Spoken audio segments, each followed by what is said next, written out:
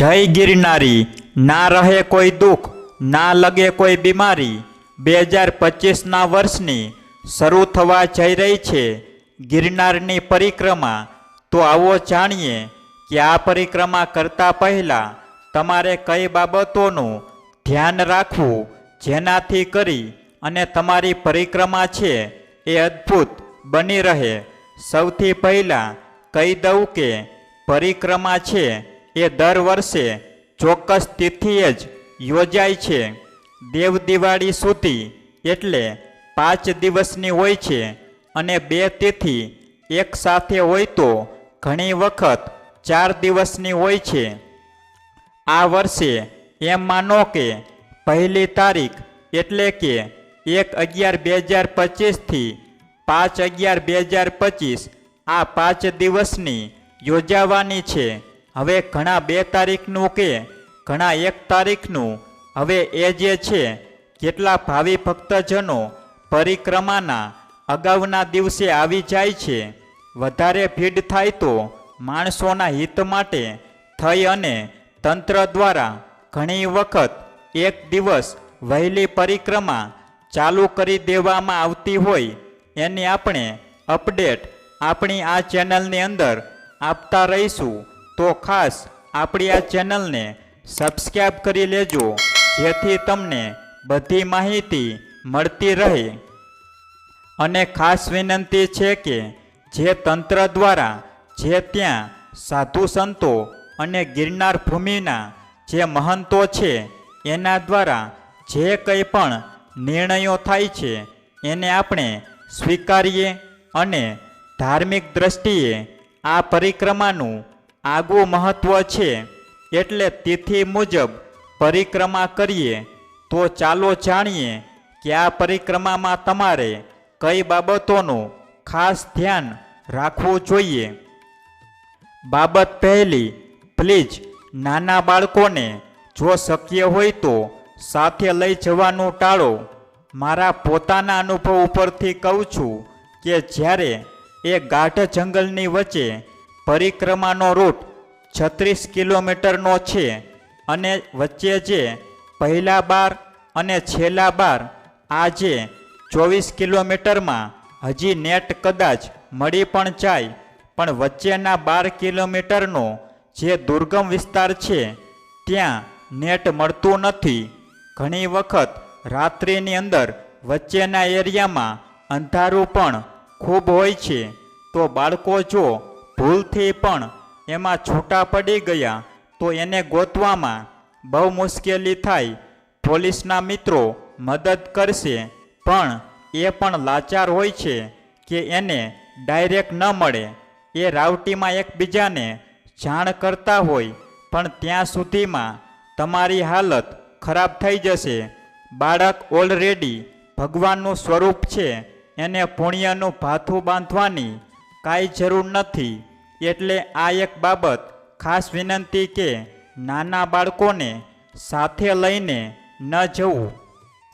બાબત નંબર 2, છેલ્લા કેટલાય વર્ષથી જે ગિરનાર છે એની અંદર સતત એ મુહિમ ચાલુ છે કે પ્લાસ્ટિક મુક્ત ગિરનાર, અને જે ઇકો ઝોનની અંદર છે ગિરનાર અભયારણ્ય, એટલે તંત્ર દ્વારા વિવિધ સંસ્થાઓ દ્વારા પણ ખૂબ સારી કામગીરી કરવામાં આવે છે કે લોકો છે એ પ્લાસ્ટિક લઈને ન જાય। હવે આપણે ખ્યાલ છે કે આ એક ધાર્મિક ઉત્સવ છે, આ એક ધાર્મિક મહાત્માની પરિક્રમા છે, તો શા માટે આપણે પુણ્યને બદલે પાપનું ભાથું બાંધીને આવીએ છીએ? શા માટે ગિરનારને બગાડીએ છીએ? એટલે પ્લાસ્ટિક લઈને જતા નહીં, ત્યાં તમને પ્લાસ્ટિક કઢાવી નાખવામાં જ આવશે, પછી તમારો સામાન સાચવવામાં તમને મુશ્કેલી થશે। માટે ખાસ વિનંતી છે કે પ્લાસ્ટિક લઈને જવું નહીં। તમને શરૂઆતમાં જ્યારે ભવનાથની અંદર જાશો ત્યારે એન્ટ્રીની અંદર જ રોકવામાં આવશે ને પ્લાસ્ટિક ચેક કરવામાં આવશે, બધું જ કાઢી નાખવામાં આવશે। અને પછી જ્યારે પરિક્રમાનો ચાલુ થાય અને ફોરેસ્ટનો જે ગેટ આવે ત્યાં પણ પોલીસના જવાનો દ્વારા આ સરસ કામગીરી થાય છે અને ઢગલાબંધ પ્લાસ્ટિક યાત્રાળુઓ પાસેથી કઢાવી નાખવામાં આવે છે. તો બીજી આ ખાસ બાબત ધ્યાન રાખજો કે પ્લાસ્ટિક લઈને જતા નહીં. આપણી નૈતિક ફરજ છે કે એ પવિત્ર ગિરનારને પવિત્ર જ રહેવા દઈએ અને યાત્રા કરીએ. ભલે તમે ધાર્મિક દ્રષ્ટિએ આવતા હોય કે પછી તમે માત્ર પર્યટનની દ્રષ્ટિએ આવતા હોય, છતાં પણ આ બાબતનું ખાસ ધ્યાન રાખવું. પ્લાસ્ટિક લઈને પરિક્રમામાં આવવું નહીં. બાબત ત્રીજી કે માણસોએ પોતાના નિયમો બદલી નાખ્યા છે, તો ગિરનારે પણ પોતાના નિયમો બદલ્યા છે. ઘણા વર્ષો પહેલાં એમ કહેવાતું કે જ્યારે પરિક્રમા શરૂ થતી ત્યારે પ્રાણીઓના મોઢા સિવાય જતા, મતલબ કે ક્યારેય કોઈ ઉપર હુમલો કરવો કે કોઈ પ્રાણીનું પરિક્રમાના માર્ગમાં દેખાવું. એમ કહેવાતું કે સિંહ તો છું પણ કીડી પણ તમને જોવા ના મળે. મતલબ કે કોઈ પ્રાણી આ પરિક્રમાના દિવસોમાં દરમિયાન યાત્રાળુઓને રંજાડ કરતા નહીં. પણ આપણે આપણા નિયમો બદલ્યા છે. ધાર્મિકને બદલે આપણે માત્ર પર્યટન જેવો માહોલ થતો જાય છે. એટલે ગિરનારે પણ પોતાના નિયમો બદલી નાખ્યા છે. અને 2 વર્ષ પહેલાંની ઘટના તમને ખ્યાલ છે કે એક નાની દીકરી ઉપર દીપડાનો હુમલો થવો અને એ સિવાય સાપ દેખાવા. તો બીજા પણ જંગલી જાનવરો પરિક્રમાના રૂટમાં આવી જતા હોય તો આ બધી ઘટનાઓ આપણને એ સૂચવે છે કે ભાઈ, તમે તમારા નિયમો પાળો તો પ્રકૃતિ પણ એના નિયમો પાળશે. એટલે ભૂલે ચૂકે પણ જ્યારે તમે રાત્રિની અંદર જંગલમાં જ્યારે વિશ્રામ કરો છો, સૂવો છો, રાત્રિના અંદર જ્યારે તમારે સૂવાનું હોય ત્યારે જ્યાં બધા માણસો જે પડાવની અંદર સૂતા હોય ત્યાં જ સૂવાનું રાખવું. અંદરના જંગલમાં જવું નહીં. તો આ બાબતનું ખાસ ધ્યાન રાખવું. બાબત નંબર 4, હવે ધાર્મિક દ્રષ્ટિએ બદલે પર્યટન વધતું જાય એટલે એની સાથે સાથે કેટલાક અસામાજિક તત્વો પણ આ પરિક્રમાની અંદર હવે ધીમે ધીમે બહોળી સંખ્યામાં વધતા જાય છે. એના હિસાબે ચોરીના બનાવો વધતા જાય છે. અને ખાસ કરીને મોબાઈલ ચોરી. તો મોબાઈલ અને એવી કિંમતી વસ્તુઓ સાથે રાખવી નહીં. મોબાઈલ તમે રાખો પણ એનું ખાસ ધ્યાન રાખવું. પણ કિંમતી વસ્તુઓ સાથે રાખવી નહીં. દાખલા તરીકે સોનાની કોઈ દાગીના પહેરવા કે કોઈ વસ્તુ પહેરવી. સોનાના ભાવ તમને ખબર છે કે માટે આવો જોખમ લેવું નહીં. વચ્ચે ક્યાંય કવરેજ મળશે નહીં. એટલે ફોન ખોવાઈ ગયા પછી પણ માની લો કોઈ ચોર્યો નથી પણ તમારા ખિસ્સામાંથી પડી ગયો, તમે સૂતા ત્યાં પડી ગયો પણ ત્યાં કવરેજ ના હોય તો રિંગ વાગે કેમ એટલે ગોતવો પણ અઘરો પડે છે. એટલે એ બાબતનું ખાસ ધ્યાન રાખવું. અને ચોર અને ખિસ્સા કાતરુથી જેવા અસામાજિક તત્વો આની અંદર હોય છે, એટલે એનાથી થોડું સાવચેત રહેવું. બાબત નંબર 5, 36 કિલોમીટરની આ પરિક્રમા છે. જેટલો સામાન માપનો હશે તેટલું સારું રહેશે.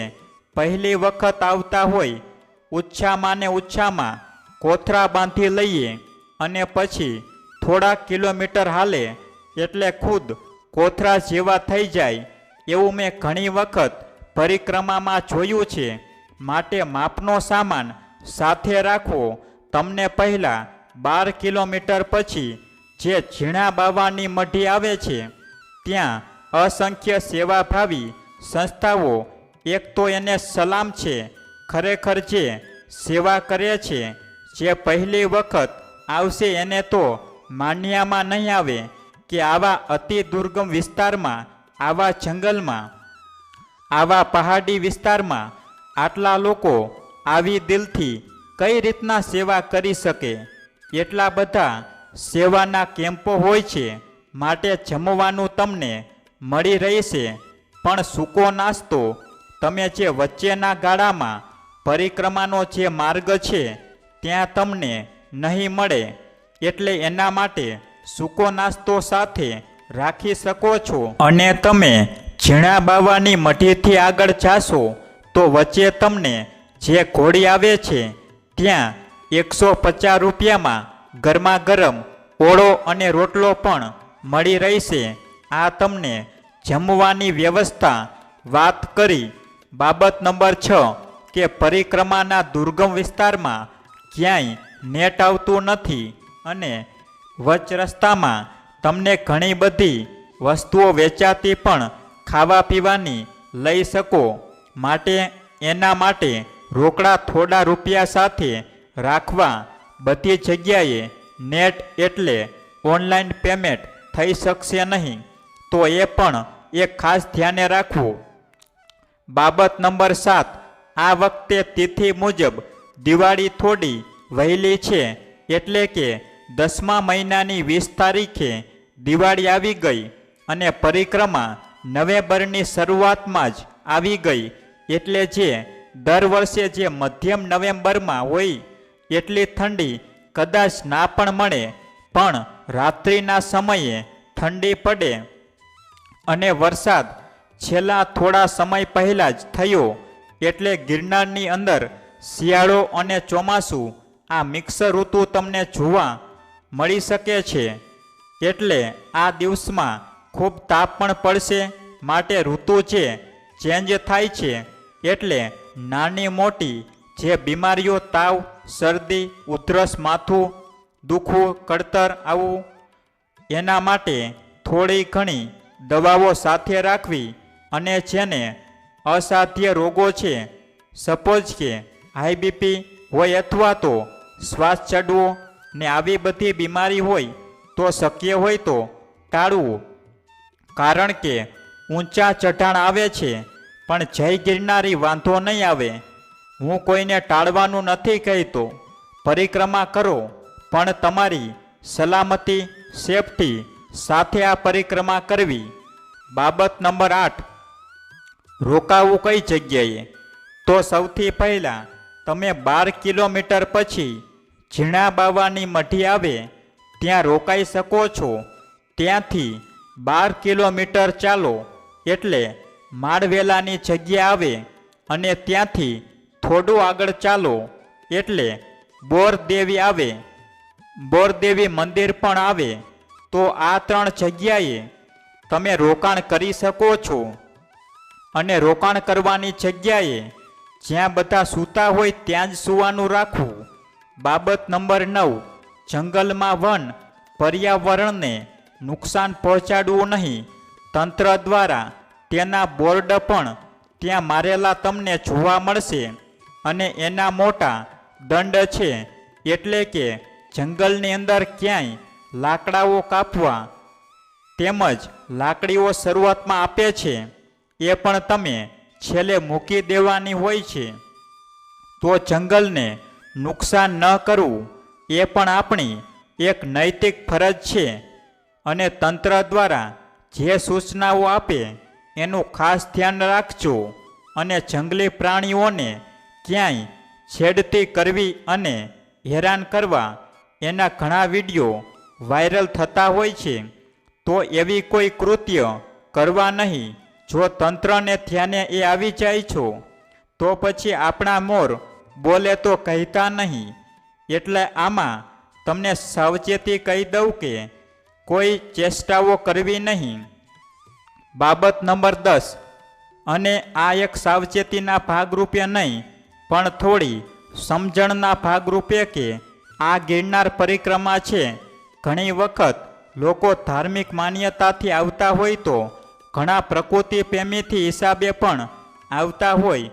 પણ એક વિનંતી છે કે પરિક્રમા જો તમે કરો ને તો થોડીક શ્રદ્ધાથી કરજો.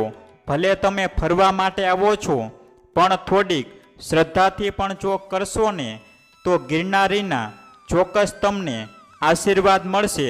જંગલની અંદર તમને એવી અનુભૂતિ, કંઈક અલગ અનુભૂતિ થશે. આ એક ગિરનારની ખૂબી છે. એટલે એ થોડો તમારો જે માઇન્ડસેટ છે એ પર્યટનની સાથે સાથે થોડી ગિરનારમાં શ્રદ્ધા રાખજો અને જે પરિક્રમાના નિયમો છે એનું પાલન કરજો.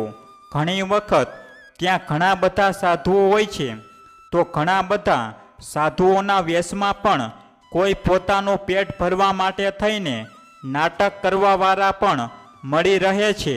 પણ તમે એનાથી મતલબ શ્રદ્ધા હોય એ રીતેના દર્શન કરજો. અને બાકી એવા કોઈ બહરૂપિયા હોય તો એનાથી સાવચેત પણ રહેજો. પણ ગિરનાર છે અદ્ભુત ભૂમિ છે. થોડીક શ્રદ્ધા હોય તો તમને ચોક્કસ એ આશીર્વાદ મળશે. ત્યાં ઘણા નાગા સાધુઓ પણ હોય છે, જેના દર્શન કરવા એ પણ એક અદ્ભુત લાવો છે. તમે ભલે માનતા હોય કે ન માનતા હોય, છતાં પણ ત્યાં જઈને થોડીક વાર માની લેજો અને એ રીતના દર્શન કરજો ને તો તમે પણ અનુભૂતિ ચોક્કસ થશે. આ અમે અમારા પોતાના અનુભવ ઉપરથી કહીએ છીએ. હું તમને વાત કરું છું કારણ કે તમે જ્યારે અગ્નિ પાસે જાઓ છો ત્યારે માગ્યા વગર તમને ત્યાં ગરમી મળે છે. તમે બરફની પાસે બેસો તો માગ્યા વગર તમને ઠંડક મળે છે. તમે ફૂલની પાસે બેસો તો માગ્યા વગર તમને સુગંધ મળે છે. બસ ગિરનારની ભૂમિ આ સાધુ સંતો અને ત્યાં જે જગ્યા છે એનો પણ કંઈક આવો પ્રતાપ છે. ત્યાં તમે ખાલી જશો અને જો થોડીક શ્રદ્ધાનો તમારો માઇન્ડસેટ હશે તો તમને ચોક્કસ એ અનુભૂતિ થશે. બાકી તમને પ્રકૃતિ જોવાની હોય તો અદ્ભુત પ્રકૃતિ પણ છે. પ્રકૃતિ પણ માણીએ અને ગિરનાર પરિક્રમાના જે નિયમો છે એને ફોલો કરીએ. ગિરનાર પરિક્રમા 1 તારીખે ચાલુ થશે. 1 તારીખની રાત્રે થશે કે 30 તારીખની રાત્રે થશે કે 2 તારીખની સવારે થશે. આની તમામ અપડેટ હું તમને આપણી આ ચેનલમાં આપતો રહીશ. અને ખાસ મિત્રો, તમને હાથ જોડીને વિનંતી કરું છું કે તંત્રની સૂચનાઓનું પાલન કરજો. ગિરનારની અંદર એક શ્રદ્ધાની રીતે જજો અને ગિરનારીના આશીર્વાદ મેળવજો. તો ખાસ મિત્રો, તમને આપણો આ વિડીયો પસંદ આવ્યો હોય તો વિડીયોને લાઈક કરો, ચેનલને સબસ્ક્રાઈબ કરો અને કોમેન્ટમાં જય ગિરનારી લખવાનું ભૂલશો નહીં.